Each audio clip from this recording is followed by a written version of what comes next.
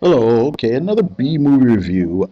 This time I've got Detour from 1945, directed by Edgar G. Ulmer, screenplay by Martin Goldsmith from a novel he wrote called Detour, An Extraordinary Tale.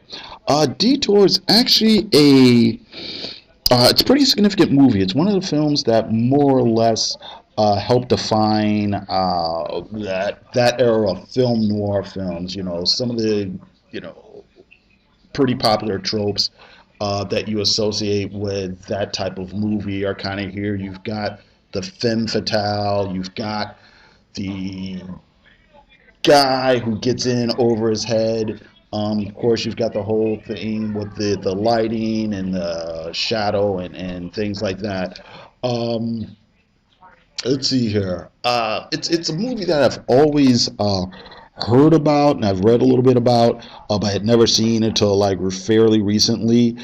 It's a pretty out there film. The well, one thing I thought was well, first of all.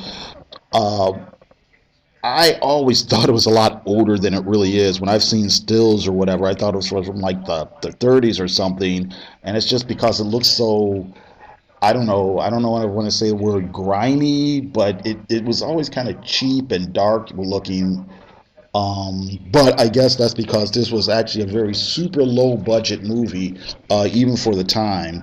But it got kind of popular for a minute. Basically, the premise, without giving too much away, you start with the Tom Neill character.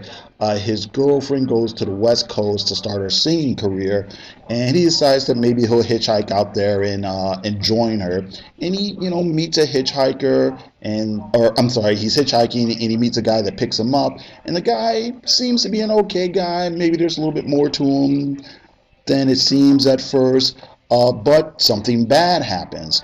Right after that, Tom Neill meets the Anne Savage character, who's kind of this woman, this shady character. She's got a really bad attitude. She kind of knows what has happened, and a scheme is hatched, and he kind of goes along with it, not really wanting to, but figuring he's got no choice.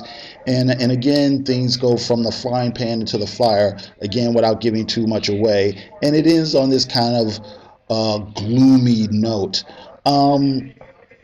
It's like I said, it's kind of a nutty movie. Well, nutty isn't really the word I want to use, but it's it's really melodramatic. Like I said, you've got the whole low budget look, so it looks kind of gritty.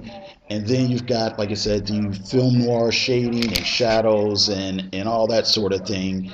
And then on top of that, you've got everybody talking in that kind of stylized 40s acting style with all this sort of slang going on, where you've got that whole sort of, what are you, yellow? If you don't go along with me, I'll turn you over to the Flatfoots. The Flatfoots, see? And stuff like that. So there's just kind of has this weird sort of just weird sort of energy coming out of it. And like I said, it's a really short movie too. It's only like an hour and 10 minutes or so. But you really got to see it. I'd known the ending before I saw the movie, but even watching the ending in the context of watching the previous story, it's still kind of like it's still kind of way out there. But I can see why this movie had an impact. Like I said, it helped set that style for that sort of femme fatale, wronged man, existential doom type of thing. So definitely try to watch it if you can. Matter of fact, it's actually here free on YouTube. So if you got like an hour to kill, check it out. Like I said, historically significant movie, and and it's real easy to see why the film was like so influential. Okay, that's it. Not a. I wish I could have done a better job reviewing that one because it is such a culturally significant film. But that's it. I got to thank you very much for listening. You have a good day.